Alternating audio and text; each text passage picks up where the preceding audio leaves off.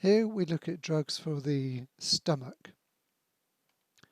The sort of disorders you can get in the gastrointestinal system generally are peptic ulcers, which affect 24 out of 100,000 people in the UK, gastroesophageal reflux disease, and then nausea and vomiting, diarrhea and chronic bowel disease. But we're going to focus for now on peptic ulcers. So how are we going to solve this problem with peptic ulcers?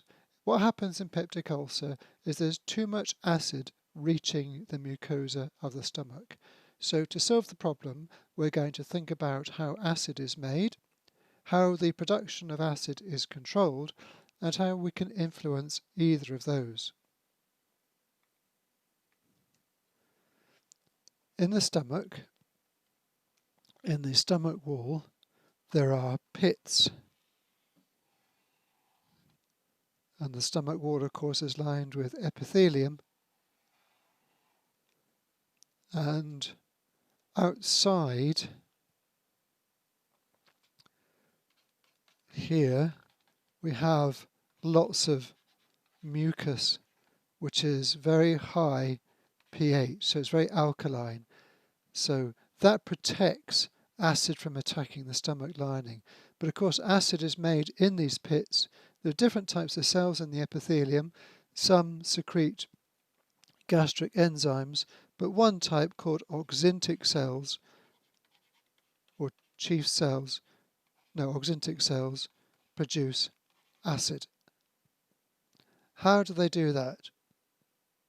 So here we have an Auxintic cell. By the way, another word for Auxintic cell is parietal.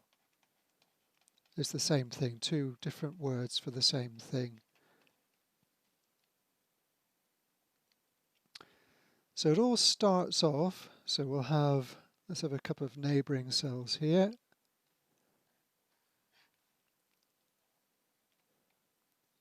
And we've got the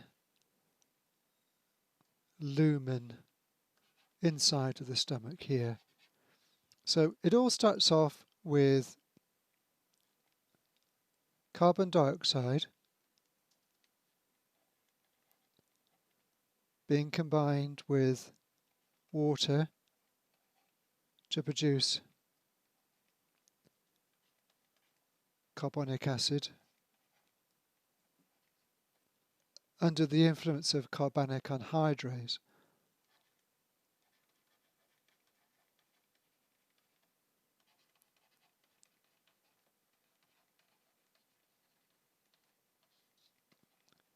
This is then broken up into H plus and HCO3 minus. The H plus is then pumped out by an active pump, the proton pump.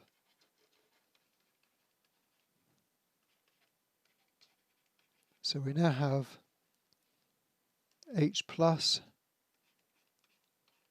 in the lumen, which is what we're almost there. The proton pump also pumps in potassium, and let's actually draw this slightly differently. Let's have the H plus going out this side. So the H plus is pumped out, and that comes in, potassium comes in. Potassium is then transported out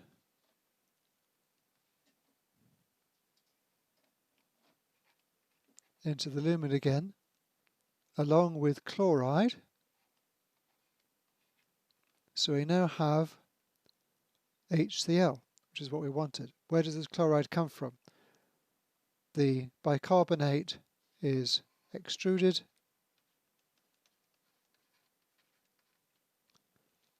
and then another transport mechanism brings in the chloride. So that's how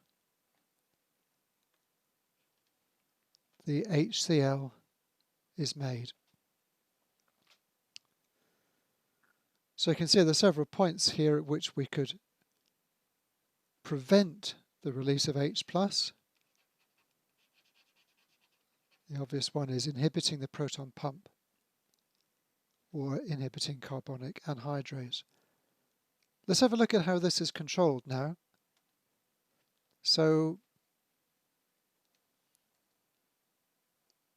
let's have a look at how this is controlled. At the bottom of the hierarchy, we have the parietal cell.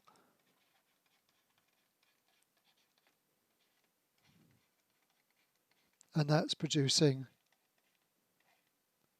the hydrochloric acid. The parietal cell is controlled by a thing called an ECL cell. That means enterochromaffin-like.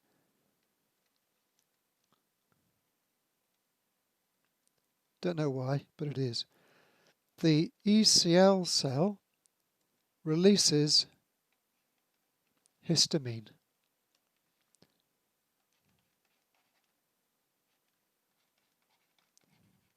The histamine acts on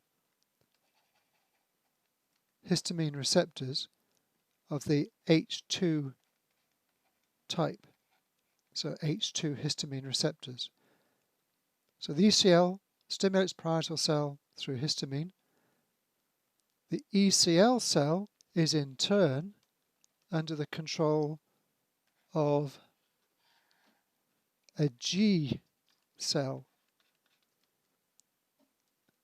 and these are in the stomach wall as well. The G cell releases, you'll see why it's called a G cell in a minute, it releases gastrin. And the gastrin acts on cholecystokinin receptors, CCK receptors. And the G cell itself is activated by dietary proteins and stuff in the stomach. So this is your basic, we're going to call it the GEP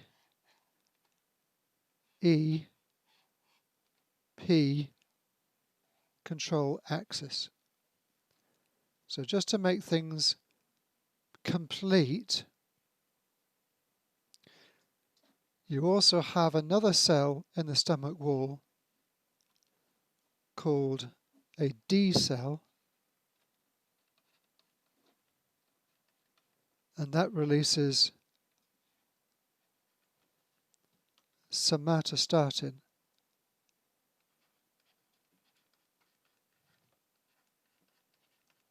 And somatostatin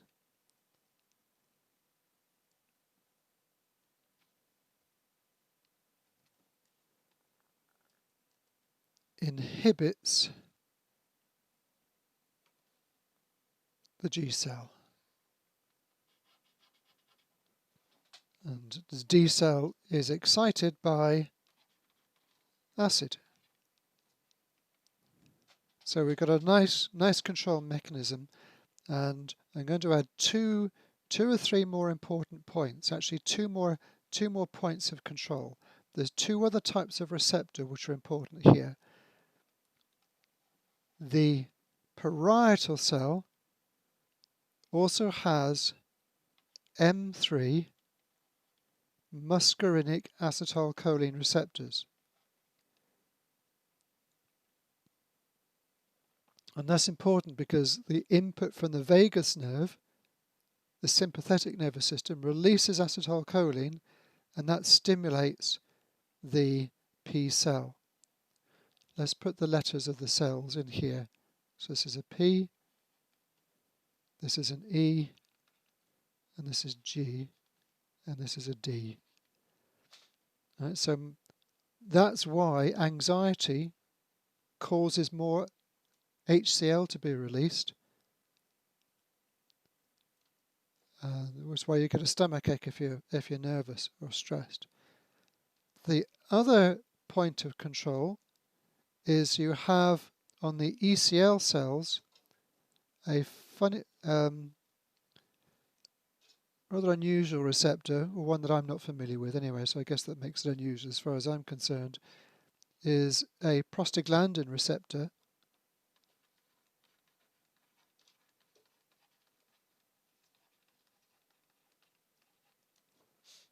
And which responds to PGE2.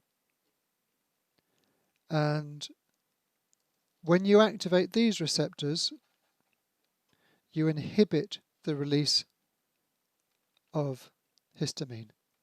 So let's just put the signs here.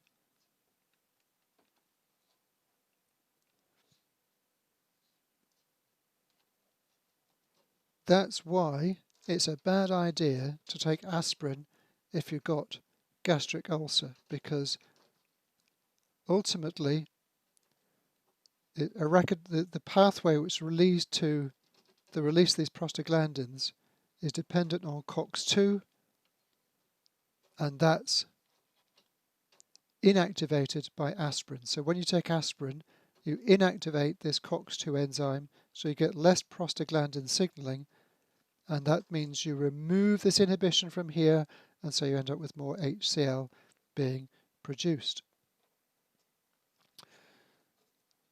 So you can see that there are many points here at which we can control this system.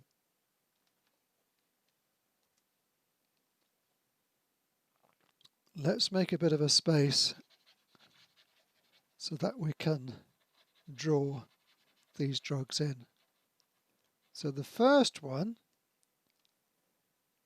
are, what colour should we have our drugs? I think our drugs will be in blue.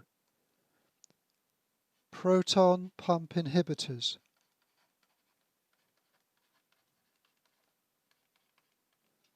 And the one you really ought to know about there is omeprazole.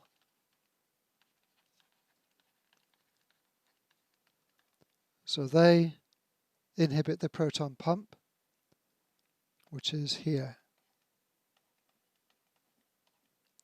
The other option we've got are H2 receptor antagonists, and these block here.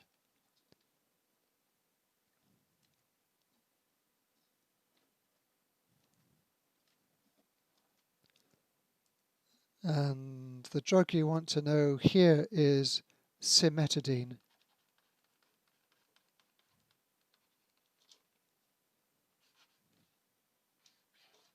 Cimetidine blocks H2 receptors.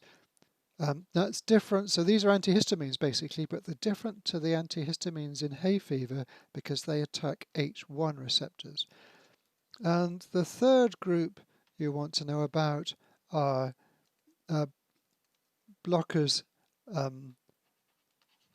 muscarinic acetylcholine receptors, which block here. So that's basically how we use drugs to control ulcers. But of course there are other ways. If you remember that basically what's happening is that in the stomach our problem is that we've got acid, which we want it to be around here, is actually getting to the stomach wall. Normally we are protected from that by a band of mucus lining the wall.